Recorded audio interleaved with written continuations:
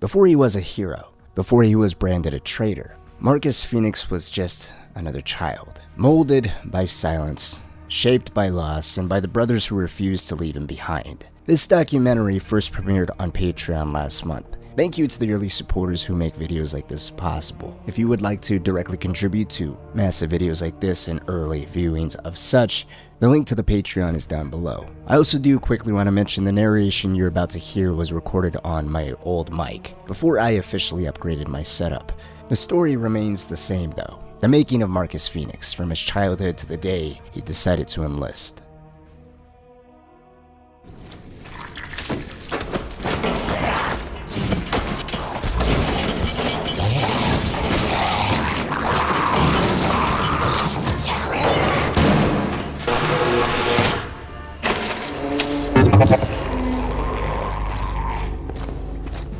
What are you doing here?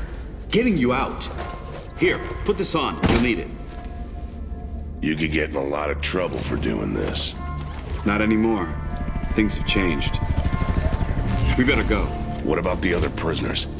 You can't just leave them here. They're gone. Hoffman pardoned everybody. Is that right? Welcome back to the army, soldier. Shit. Stoic, tough, calculated, and rarely the first to speak. Those are the simplest ways to describe Marcus Fenix, and in a world teetering on the brink of extinction, where survival was never promised and hope is a currency too rare to trade, it's hard to imagine him any other way. But Marcus didn't become like this because of any war. He was always like this, even before the Locust, even before he wore the armor. He was born in the year 22 BE, 22 years before Emergence Day, before the Horde rose from beneath the surface and began the brutal extermination of humanity. The day the calendar reset, the day history split in two. But Marcus, he was born into a different kind of war. Not one waged with weapons or soldiers, but one forged quietly, between silence and absence, pressure and legacy. His father, Adam Fenix, was a towering figure, a war veteran, a genius, a decorated scientist, the man whose intellect shaped the coalition's technological and military dominance. But he was never really a father, at least not in the ways that mattered. To Adam, duty came first, research came first, progress came first, and Marcus was expected to understand that. He grew up in the cold marble halls of the Fenix estate, surrounded by status and brilliance and rooms far too big for one boy to fill. His mother, Elaine, had once been the warm light in that house, an explorer, a biologist, a voice of compassion in a world that desperately needed more of it. But she vanished far too early. Whether by death or disappearance, no one ever truly explained, but no one dared ask. So Marcus was raised alone. Tutors replaced teachers. Soldiers would come to replace friends. Duty ultimately replaced affection. Every step of his childhood was curated, controlled, framed by what was expected of a Phoenix, and the expectations were endless. Discipline, precision, brilliance. There was no room for vulnerability, no room for uncertainty, and absolutely no room for failure. To the outside world, Marcus had everything: wealth, education, a family legacy stretching back generations, but behind the gates of that pristine estate, he lived in a kind of emotional exile, given everything except the permission to simply be a child.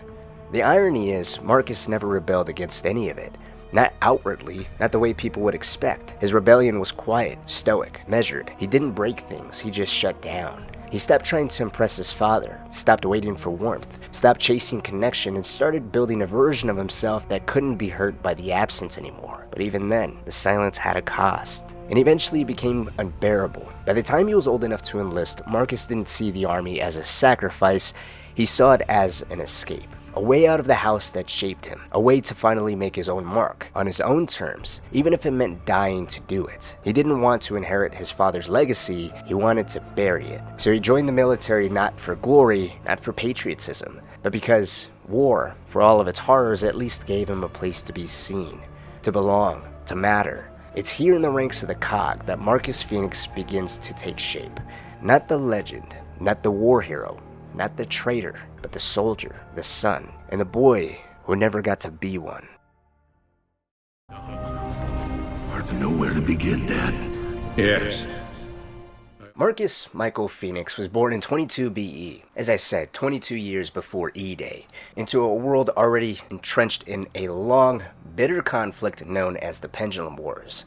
He arrived not just into an era of violence and political strife, but into one of the most prominent and influential families on the planet Serra. To the outside world, the Phoenix name meant status, intellect, and high-level connections within the coalition of ordered governments. But behind the reputation was a household built on pressure, legacy, and quite emotional distance. Marcus was an only child, raised in the solemn academic halls of the Phoenix estate. His early education came not through public schooling, but through private tutors and the structured lessons of his mother, Dr. Elaine Fenix. She was a highly respected embryologist and research scientist. Elaine held a senior position at LaCroix University, which was one of the most prestigious academic institutions across all of Serra. Her work in developmental biology was groundbreaking, and even in a society that glorified war, her name carried serious weight in the scientific community. Marcus's father, on the other hand, Adam Jonathan Fenix, was a legend of a different kind. He was a veteran officer in the elite 2-6 Royal Tyrant Infantry. Adam had served in one of the most decorated military units in COG history. So renowned, it was seen as special forces before such classifications even existed. His unit was known as the Unvanquished. 2-6 earned a mythic reputation for its performance during the Pendulum Wars. Many of Gears of War's most significant figures would actually go on to be shaped by this very unit. Names such as Victor Hoffman, Bernadette Mataki, Helena Stroud, Anya Stroud's mother, Ty Caliso, and later Dom and Carlos Santiago and Marcus Fenix himself. But before that young blood came, Adam rose to the rank of captain, eventually commanding Howard Company, and he was revered by his peers for his leadership, tactical brilliance, and loyalty to his men and women he served with. But despite his love for the battlefield and the camaraderie it offered, Adam eventually accepted a new position as deputy director of the COG's Weapons Research Division. It was a prestigious, safer role that placed him at the center of the war's scientific development rather than on the front lines. To Adam, though, it felt like desertion. While the new role allowed him to contribute to ending the Pendulum Wars in a different way altogether, it also meant leaving behind the soldiers he felt personally responsible for. He would come to struggle with feelings of guilt and inadequacy and believing he hadn't earned the comfort that came with the position, and he should be on the front line with his gears. The deep care and responsibility Adam felt for those under him as a gear would later be reflected by Marcus. The only difference was Adam felt personally responsible for those underneath him. Marcus felt personally responsible for every gear. But for Adam, accepting his new position wasn't something he took lightly. It was both Elaine and Adam's trusted second-in-command, Major Helena Stroud, that urged him to take the role. They believed it was the right choice, not just for the war effort, but because of Marcus. For a child growing up without a consistently present father, as Adam was always absent, leading by example in the Royal 2-6, they hoped that a safer role might mean more time, more stability, and a future less defined by death and duty, and more by consistency and affection with Marcus. But despite him accepting the new role, the Phoenix household remained distant. Adam would come to bury himself in research, constantly chasing breakthroughs that might tip the balance of power. Elaine, on the other hand, remained immersed in her academic work. And Marcus, intelligent and observant, spent most of his time alone. He learned quickly, though. He was polite, articulate, and academically gifted, but the silence around him took its toll. With no siblings and parents who were either physically absent or emotionally occupied, Marcus became quiet and deeply introspective. Even from a young age, he showed signs of the man he would become: sharp, loyal, observant, and increasingly drawn to the very world his father hoped he would avoid. Now, during this time period when Marcus was quite young, a little bit before Adam accepted his new role as Deputy Director of the COG's Weapons Research Division, there's an important moment that's shared between Adam and Marcus that sticks with Marcus. It's one of the earliest examples of the Army being hammered into Marcus as an outlet, as something he wants to be a part of. The story goes that at just 4 years old, as Adam prepared for yet another deployment, he spent time with his son in the garden. He was preparing to tell Marcus that he was going to leave again, and Adam was waiting for his son to ask why he had to go, as always. As Adam was preparing to break the news to Marcus that he was leaving, he was watching Marcus identify plants that his mother wanted him to basically study. Marcus was able to identify every single flower, every single plant with ease. It was incredible for someone who was only 4 years old to have such a sharp mind and an attentive nature that he was displaying. When Adam finally explained that he had to leave again, Marcus didn't throw a tantrum or cry. Instead, he wanted to understand. He'd ask about the men his father served with, and Adam would describe the bond between gears. The way they looked after one another, the sense of brotherhood and shared responsibility, that they made sure no one got hurt. It was an understanding of a bond that one can see Marcus could very much want. From that moment forward, Marcus became absorbed with the idea that duty and loyalty to others was something noble. While Adam hoped his son might pursue science and live a more peaceful life, the seeds had already been planted with this conversation. Marcus didn't just admire his father as a boy either, he admired the idea of being part of something greater, of standing with others when it mattered most. From that point on, it became increasingly clear that Marcus was never going to follow the path of a scientist. The war wasn't just a backdrop to his childhood. It wasn't a backdrop to anybody's childhood. It was a foundation of what a generation of people would become, and Marcus wanted a part of that. As the years passed, Marcus would only continue to become more withdrawn. His world, already quiet and structured, seemed to shrink even further. Those who occasionally entered his room often remarked how pristine it was, always clean, the bed perfectly made, with barely a trace that a child lived there at all. His belongings were few, a modest stack of clothes, a small collection of books that he read from cover to cover. There were no toys, no posters, no clutter, only text on a map, science, and history. Even at that young age, Marcus wasn't interested in games or directions. He was curious but focused, observed in the distant, impersonal logic of facts, data, and old wars. His parents, both brilliant but emotionally distant in their own ways, eventually noticed the depth of Marcus's isolation. So his mother Elaine, concerned about his lack of social interaction, would push him to attend Olafsson Intermediate School, hoping it would help him mix with people and develop more normally. At just 10 years old, Marcus entered a new environment vastly different from the halls of the Fenix estate. Olafsson was a school built around the values of the Coalition of Ordered Governments. Students here were taught not only the traditional subjects like math and history, but also the guiding philosophies of the cog, that every citizen was a part of a larger societal machine, each person a cog in service to the greater good. The system was rigid, nationalistic, and structured to shape future gears in both thought and body. From the moment he stepped through the doors, Marcus stood out. Everyone knew who he was. His father, Adam Fenix, was a household name, renowned both for his military record and now his scientific contributions. Adam could have easily sent Marcus to a prestigious military preparatory school, one that would have all but guaranteed him an officer's commission upon graduation, and that made his presence at Olafsson all the more confusing to the other students. Some of the boys whispered about it behind his back.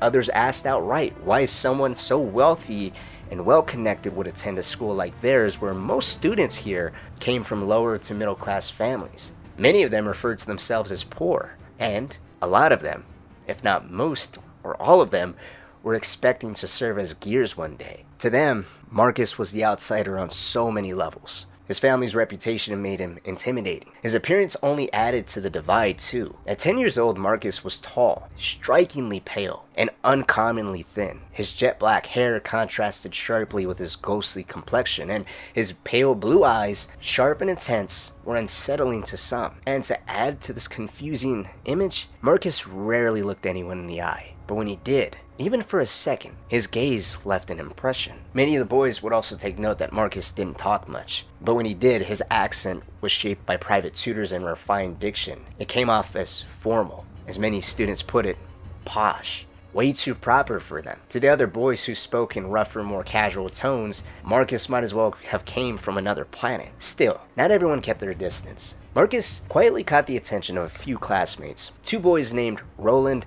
and Joshua Curzon, and one boy who would eventually become one of the most important people in Marcus's life. That boy was Carlos Santiago. When it came to Marcus, Carlos was curious more than anything. He'd heard all the stories about the Fenix estate, how massive it was, how heavily guarded, and how cold it looked from the outside. He and his younger brother Dominic had once run the entire perimeter wall, just to see if they could. To them, the Fenix estate resembled more of a fortress or even a prison, but as they figured, rich people had strange tastes. At lunchtime, Carlos noticed Marcus was sitting alone. No one was bothering him, but no one dared go near him either. Something about the boy's silence just put people off. Carlos, though, wasn't easily intimidated. He already decided after hearing Marcus speak for the first time that he probably wasn't going to have an easy time here. So instead of ignoring him like everyone else, Carlos took it upon himself to check in. He'd introduce himself without hesitation, genuine, casual, and confident, doing his best to make Marcus feel welcomed and comfortable. He'd asked Marcus about the far side of the Fenix estate, the part of the wall that ran along Allfather's Avenue. He said he'd seen Marcus's father on TV before and referred to him as a scientist. Marcus barely corrected him, quietly explaining that his father always insisted he was an engineer. His mother was the scientist. It was a subtle distinction, easy to overlook, but it hinted at something deeper, something unspoken about how much Adam Fenix really admired his wife. A respect that would become more apparent years later when the locus emerged and the cog found itself needing biologists and geneticists, not theoretical physicists. Adam's field would pale next to Elaine's when the war demanded a different kind of knowledge. But Carlos didn't pick up on that at the time. I mean, who really could? Instead, he launched into stories about his own family, his grandfather, his uncles, his aunt, all of them in gears. He said it with pride, like it was a birthright, and one day he would be one too. The way he spoke about it would make Marcus pause, not because he didn't understand the words, but because he didn't understand the pride. Adam Fenix had served, yes, but as an officer. Not exactly the same as the rest of them. In Marcus's world, military service wasn't romanticized. Not the way that Carlos had just put it anyways. It was a legacy, duty, expectation, something he felt he needed. Not something you celebrated, but something you just carried on. Carlos would stay with Marcus through all of lunch, sat beside him, ignored the noise of the cafeteria, and he kept everyone from getting too close.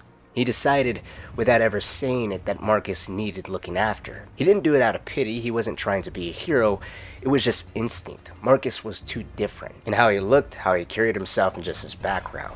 And despite Carlos doing his best to make him feel welcomed, Marcus still didn't talk much, which would make Carlos wonder at first if he even was welcomed. He wondered if Marcus even liked him. But the more time they spent together, the more Carlos started to believe it wasn't about dislike, it was about unfamiliarity.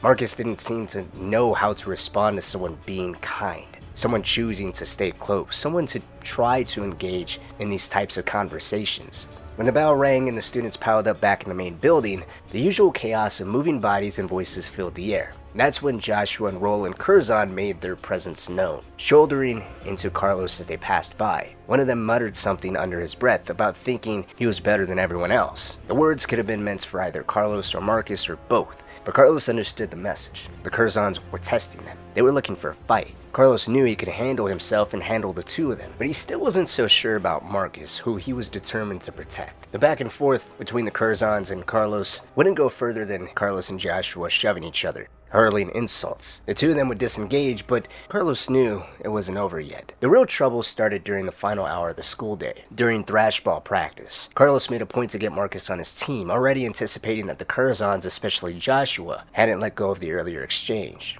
Thrashball was physical by nature, but what unfolded on the field was something else entirely, especially at Olafsson. At the end of the day, this was a school preparing kids to become gears. Getting roughed up on the field was expected, and it happened more so than usual here, despite the kids being young. Keep in mind, Marcus and Carlos are only around 10 years old at this time, but the problems Carlos was expecting definitely delivered this day. Joshua would go after Carlos first, ramming an elbow hard into his back at the start of the game. Carlos would retaliate moments later, stomping his boot into Joshua's instep. But the worst of it would come when Joshua disengaged Carlos and would later tackle Marcus with unnecessary force, slamming him into the dirt so aggressively it was clear he was venting his frustration with Carlos through Marcus.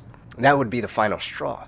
After the game, Carlos followed Joshua off the field and confronted him, demanding he back off and stop trying to make a point at Marcus's expense, especially on his first day of school. But Joshua wasn't interested in listening. He brushed it off with mockery and a smirk, refusing to take Carlos on his warning seriously. Later that afternoon, the locker room had mostly cleared out. The sounds of students shouting and lockers slamming have faded, leaving only the low hum of distant chatter and the echo of dripping water. Marcus and Carlos sat beside each other on a bench, both still in their sweat-streaked thrashball gear. The pair haven't said much since the game ended, but Carlos was still fuming over the way Joshua had handled Marcus. Twice with intent. He'd seen enough fights to know when someone was trying to send a message, and it was clear today that that message was loud and clear. But Marcus He didn't look angry, just calm, focused, completely unbothered.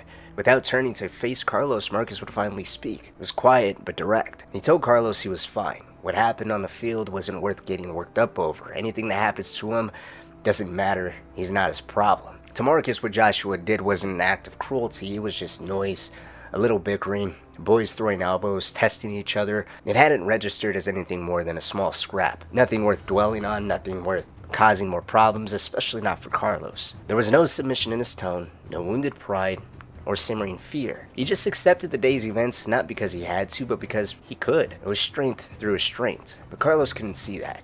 Not yet. He refused to just let it go. He felt like leaving Marcus in this moment would be a coward's move and would disappoint his father. To him, Marcus was still quiet.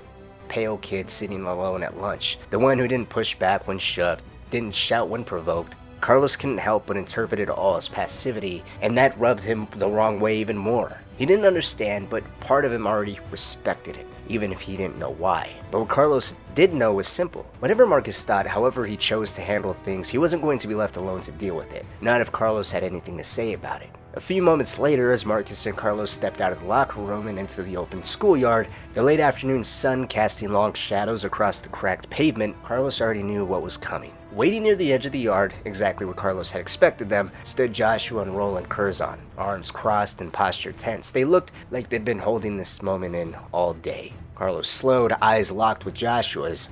The look in Joshua's face wasn't aimed at Marcus. It never had been. His frustration had always been with Carlos. The way Carlos stepped up, gave direction, took charge like it came naturally. To Joshua, that made Carlos a problem. And Carlos met him with the same steady confidence he always carried, daring Joshua to say what was on his mind. He didn't say much. He just threw a punch. It landed hard, right on Carlos's mouth. Blood touched his lip, sharp and sudden, but he didn't fall. Instead, he lunged forward and the two clashed in a chaotic blur, grappling, fists flying, dirt kicking up beneath their feet. It wasn't clean, it wasn't strategic, it was just raw instinct. Carlos was mid-swing when he suddenly felt a firm grip pulling him back. Initially, he thought it was Roland, Joshua's brother, but then he realized the grip was much too powerful to be Roland's.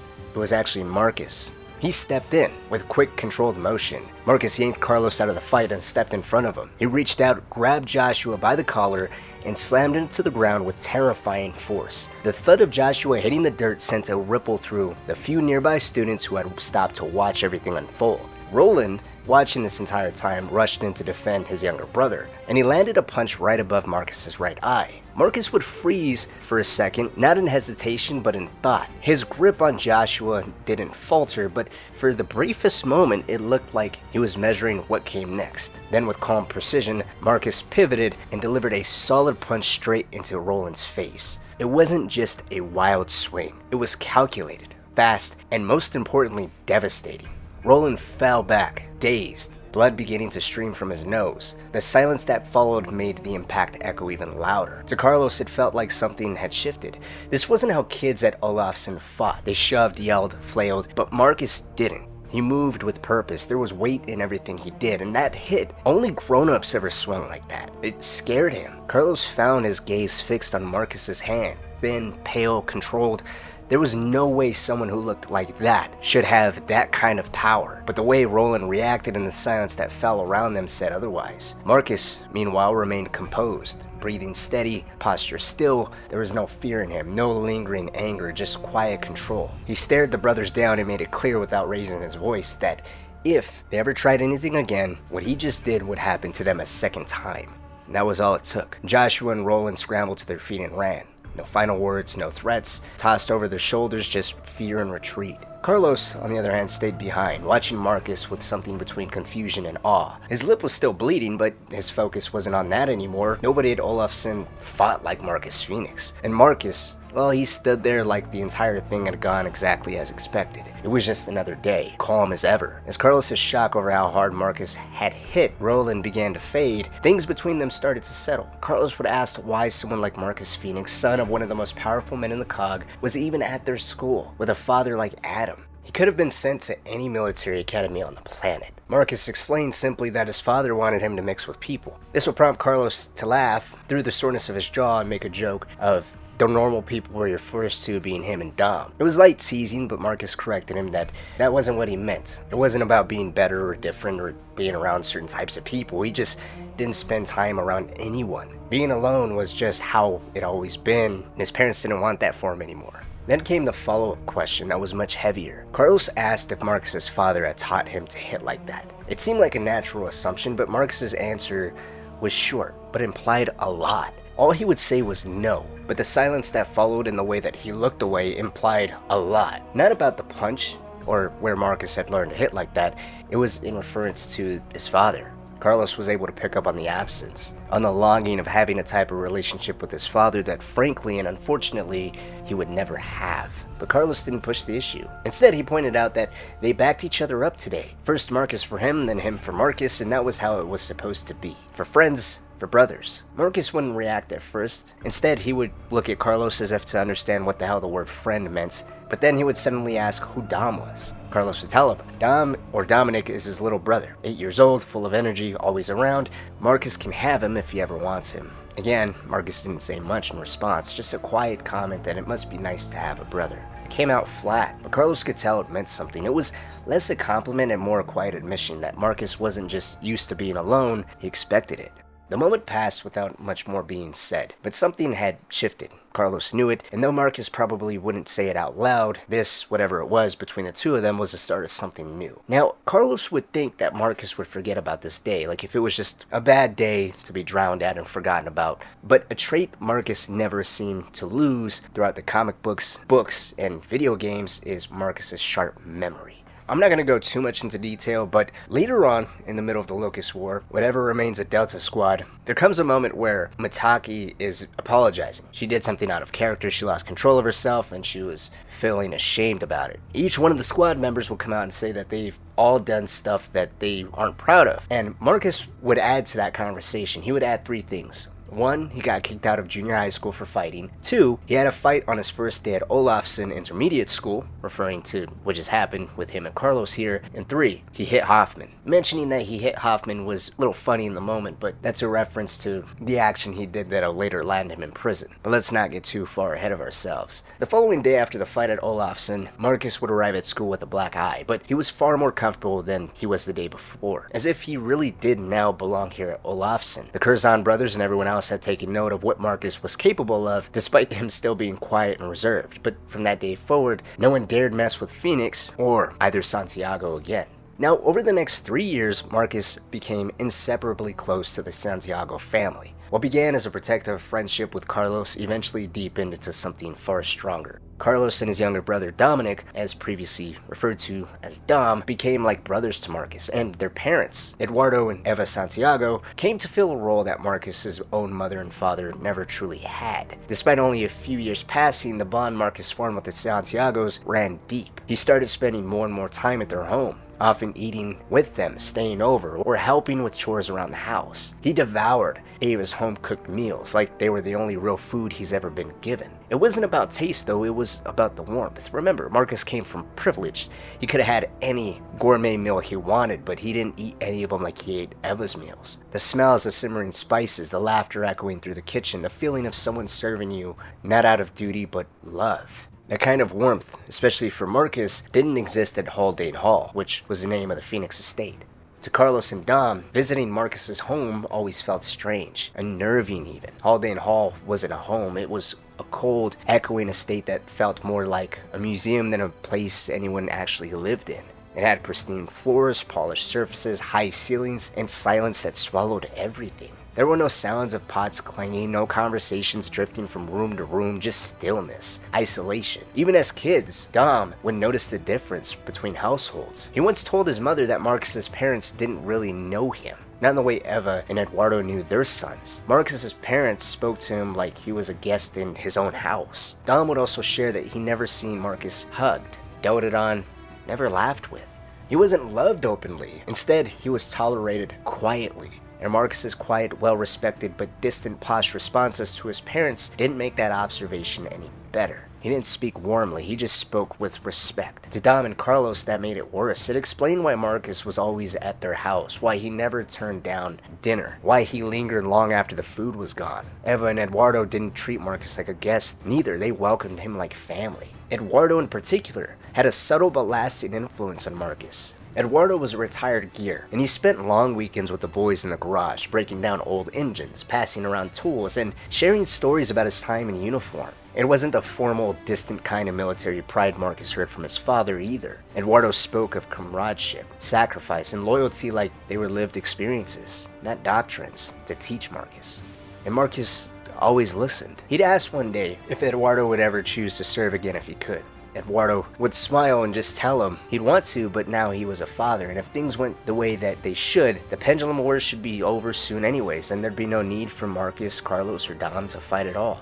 Whether if Marcus genuinely believed that or not, he was changing by now inside and out. The skinny pale boy who once sat quietly in the back of classrooms had transformed. Marcus grown taller than most of the teachers at Olafsson, his frame broadening into something resembling a grown man's. At 13, his physical presence was impossible to ignore. He was the size of a full-grown adult. But it wasn't just his size that changed, his personality slowly evolved too. He still carried himself with the formality he'd been raised in. Around teachers, he remained respectful and precise. At his home, he used the same clipped upper-class accent he'd been taught from a young age, but around the Santiagos, he relaxed immensely. His voice softened, his posture loosened, he laughed more, joked, even spoke with the local slang that Carlos and Dom used without thinking. He was still quiet, he always would be, but around the Santiagos, Marcus showed something few others ever got to see. He was comfortable. And sometimes, when no one expected it, he smiled. Everyone took notice when he did. Looking back, it would be easy to say that these years were Marcus's happiest. The brief window when he was surrounded by warmth, brotherhood, and love he didn't have to earn. But as with all great things, it unfortunately would come to an end, and in one of the most tragic ways possible. One day, the three boys were outside in the driveway, working under the hood of a car with Eduardo. Grease on their hands, tools scattered across the yard, and the afternoon sun casting long shadows on the pavement. Eduardo was telling another one of his old gear stories when Eva stepped outside. Her expression was tight, voice even but serious. She'd tell them Marcus had a phone call. That alone was incredibly unusual, but when she said it was from his father, everybody froze, especially Marcus. It'd take him a minute, but he'd get up, clean his hands, and head inside. Carlos and Dom would instinctively try to follow him, but their mother gently held them back, stepping in front of the door and shaking her head. She told them to give Marcus privacy. He's gonna need it. She needs her sons to step up for Marcus because he's going to need them now more than ever before. She wouldn't tell anybody what was going on, but she'd keep Marcus inside and Carlos and Dom separated until Adam arrived sometime later, chauffeured in a gleaming high-end vehicle that looked entirely out of place on the Santiago street. Marcus would leave without a word, climbing into the car beside his father. And when they left, Eva sat her sons down and explained what she knew. The phone call, she said, was about Dr. Haldane Fenix. Marcus's mother was missing. She hadn't come home, and no one knew where she was. Adam hadn't offered many details, but something about the call had left Eva unsettled. Her instinct told her this wasn't a misunderstanding or a short disappearance. It felt like something deeper. She told her sons not to press Marcus, not to ask any questions, and to give him time. He would talk when he was ready, and when that moment came, they had to be there for him. Carlos and Dom tried to make sense of it. In their neighborhood, it wasn't unusual for women to walk out under the pressure of war, family, or survival. One of their neighbors, in fact, had vanished for weeks before learning she left simply because she wasn't in love with her husband anymore. She left him and the kids behind. Carlos and Dom thought maybe Elaine had just needed to get away and she'll be back in no time, but days passed, then weeks, and still no word. Marcus, being Marcus, only missed a single day of school during his mother's absence. During that time, or during his return back to school, he never said anything about it. He never let it show either. Marcus was always silent, but knowing what was troubling him made both Carlos and Dom especially nervous. But they chose to wait for Marcus to finally open up and share with whatever was on his mind, whatever he was going through, thinking, feeling. And that moment finally came unexpectedly. The three of them were sitting on the school steps after lunch one day, heads buried in textbooks, preparing to return to class sometime soon. And that's when Marcus, without looking up, quietly said that his mother wasn't coming back. Dom, caught off guard, would ask him what that meant. Marcus started to explain in a slow, measured way about how in movies, people that go missing, you want to trace their steps, search locations, find clues. Marcus wanted to do the same, to go where his mother was supposed to be, and work backwards from there. But Adam wouldn't say anything. He wouldn't tell him where she had gone, and that silence hurt him more than anything. Marcus believed his father knew something and was hiding it. He felt it in his gut, and he felt the only reason he could imagine Adam kept him in the dark was because the truth would hurt more than the silence. And maybe his mother left because of him. Maybe something had upset her. Maybe it was Marcus's fault. For Marcus, that possibility never stopped echoing. It would only eat at him over the years, but in this moment, it was the most he'd say about it. It's the most he's ever talked, in general. And it was clear to both Carlos and Dom that him blaming himself was written all over his face. Carlos just offered what comfort he could. The authorities were looking, the report had been filed. Maybe that could be enough for now, and she'll turn up soon enough. But Haldane Fenix never returned home. By Marcus's 14th birthday, just 4 months after her disappearance, he would never mention her again. He spent more time than ever with Carlos and Dom. He avoided home whenever possible, and neither Adam nor the Santiagos pressured him to talk. They simply gave him the space to grieve on his terms. During this time, Dom would remember overhearing his parents talk about Marcus late one night though, about how tragic it was that a boy so polite, thoughtful, and quietly kind could be hurting so deeply and feel so distant from his own father. Marcus and Adam's relationship would never recover from this. Marcus carried that guilt in silence, and Adam, doing what he believed was right, shut him out, thinking that by shielding him from the truth, he was protecting him, but in reality, he only widened the distance between him and his son. Whatever words they might have shared, whatever healing might have happened was buried in that silence. But for Carlos and Dom, it didn't matter. Marcus's family didn't talk the way theirs did. They had more than enough love, warmth, and loyalty for one more brother. And to them, Marcus had always been a part of their family. And for Marcus, that was a family he would do anything for. He'd hold the ones he cared for tighter and continue to look out for his brothers in protective silence, at whatever the cost. Man, you sounded just like your old man back there. Yeah, well, screw my old man. He thought he could prevent this war, and look what happened. Yeah, well, now his mapping data is gonna help end it. Somehow, I don't think he'd appreciate the irony. 4 years later, at the age of 18, Carlos Santiago became the first of the 3 boys to officially enlist as a gear. It was a day the trio had talked about countless times. An imagined milestone filled with excitement and pride. At least, that's how it had always seemed for Carlos and Marcus. For Dom, it was a little different. Being the youngest of the 3, Dom had always known this moment would come, but that didn't make it any easier for him. While he wanted to feel proud for his brother and he had his own excitement tied to enlisting, part of him also dreaded it, because he knew neither Carlos nor Marcus would ever wait for him to come of age. For a period of time, Dom felt like he will be left behind, not just by his brother, but by Marcus as well, who was the same age as Carlos and had a stronger pull towards the military than anyone else Dom had ever known. Ever since he was a kid, Marcus admired the discipline, the code, the weight of service. And with Carlos enlisting, it just felt inevitable that Marcus wouldn't be too far behind, unwilling to wait for Dom. Well, that was a genuine fear of his. When the day officially came, the plans didn't go as expected for any of the 3 boys. The same day Carlos suited in his full COG-issued gear armor for the first time, he would make his way over towards Haldane Hall. His purpose was simple. He was in his full COG armor to officially show support for Marcus, who had finally decided he would tell his father that he was enlisting. No more discussions, no more waiting, it was going to happen. While Carlos prepared for that moment with Marcus at his home, Dom, on the other hand, was still at the Santiago's residence, sitting at the kitchen table, nervously speaking with his parents. While he wanted to be there in solidarity and support for his brother Marcus, he couldn't. He had to break the news to his parents that the girl next door, the one that Dom had been infatuated with since he first laid eyes on her at the age of 10, the one whose name stayed etched into his heart for years, Maria, was now pregnant. Dom was only 16 years old at the time, still in school, still trying to figure out who he was, and now he was going to be a father. His dream of becoming a gear hadn't disappeared. It was still there, still burning in the background, but now with the child on the way and the need to step up for Maria, that dream would have to wait. Carlos was moving forward, armored and ready for war. Marcus was about to step into the same path, confronting the weight of his family's legacy.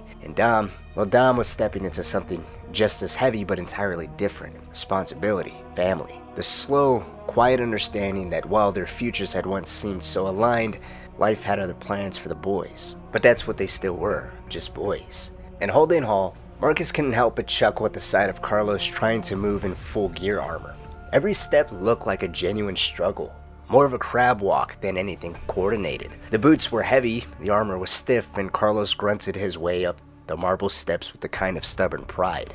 But as the laughter subsided and they neared the front entrance, Carlos would slow. He turned to Marcus one final time, serious now. He told him gently but firmly that Marcus didn't have to go through with this. Not for him, not out of fear of being left behind, not out of guilt. They were brothers, always will be. There was no need to keep defying Adam Fenix, no need to walk a path Marcus didn't want if he didn't want it.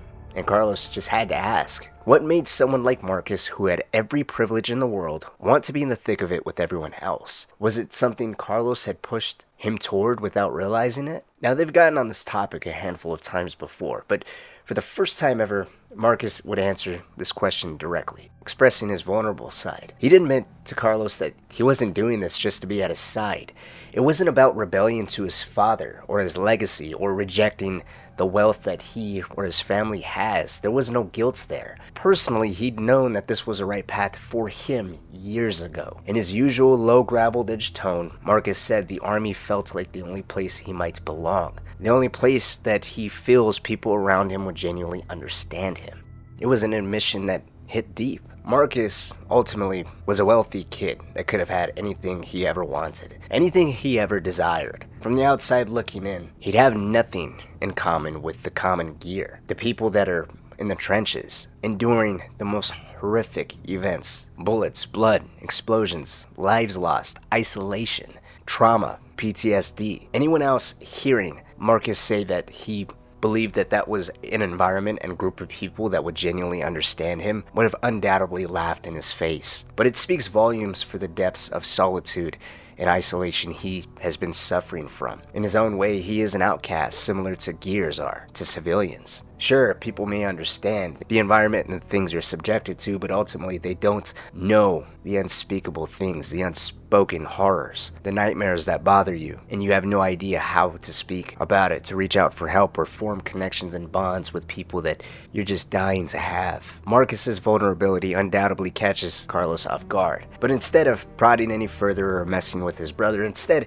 he lightens the mood. He taps Marcus on the shoulder and he laughs, cracking the light-hearted joke that if he ends up meeting anyone in the army that understands Marcus, then maybe Marcus can bring him back and he can explain Marcus to everybody else for him.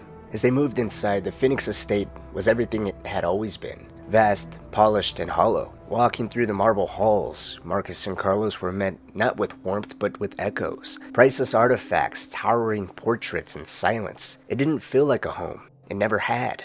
To Carlos, it always resembled a museum of a family that never quite existed. What followed was inevitable. Marcus would lay his decision out plainly. No more negotiations, no more compromise. He wasn't going to a university, he wasn't taking a commission, he was enlisting as a regular gear. And he made it a point to emphasize the word enlisting. Adam would try to steer him toward safer ground, offering reminders of his potential, his intelligence, his future, but it was too late. For Marcus, this wasn't a rebellion, it was a conviction. He couldn't let others fight while he stayed behind, not when Carlos and Dom were going off to war. The conversation, like so many before, failed horribly to bridge the distance between father and son.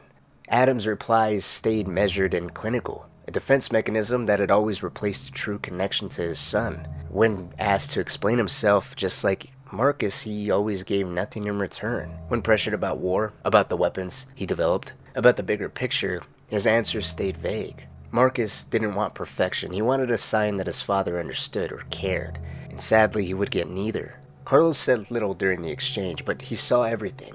A father trying to protect the legacy and a son tired of being weighed down by it. When it was clear Marcus wouldn't be swayed, Adam relented, not with support but with resignation. There was no fight, no shouting, just a mutual silence that felt more final than either of them intended.